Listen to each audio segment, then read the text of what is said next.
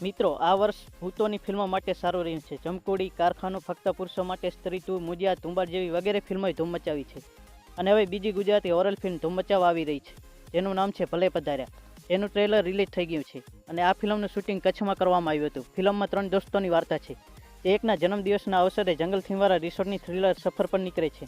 સફર દરમિયાન આ લોકો અજીબ પાત્રોનો સામનો કરે છે અને તે વિચિત્ર ગામમાં પહોંચી જાય છે, જે સમય અને વાસ્તવિકતાના નિયમોથી પર છે. અહીં ગામ રાત્રે જ પ્રગટ થાય છે અને આત્માઓ તેમજ ભૂતોનો વસવાટ છે, જે મોક્ષની શોધમાં છે.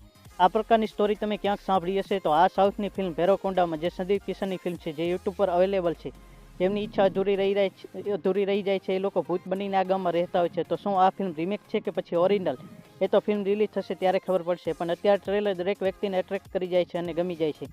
અને અત્યારે હોરર જોનર પણ ચાલી રહ્યો છે, તો બોક્સ ઓફિસ કલેક્શન પણ સારું કરી શકે છે. જ્યારે માયારૂ માનવી ભૂતોના ગામમાં જશે અને તેમનું કહેવું સ્વાગત થશે, ડરાવીને કે ભલે પધાર્યા કહીને.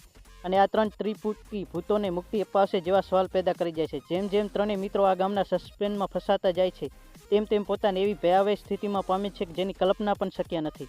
સ્ટોરીમાં તાનની સાથે સાથે કોમેડીનો ફ્લેવર પણ એડ કરવામાં આવ્યો છે. આ ફિલ્મમાં સૌરભ રાજગુરુ, ભરત ચાવડા, પ્રેમ ગઢવી, રઘુ જાની, કાજલ, વશિષ્ઠ, ચેતન દયા જેવા કલાકારો જોવા મળે છે. બાકી મળશું આપણે એક નવા વિડીયો સાથે. ત્યાં સુધી બાય બાય. જય હિન્દ, જય માતાજી મિત્રો.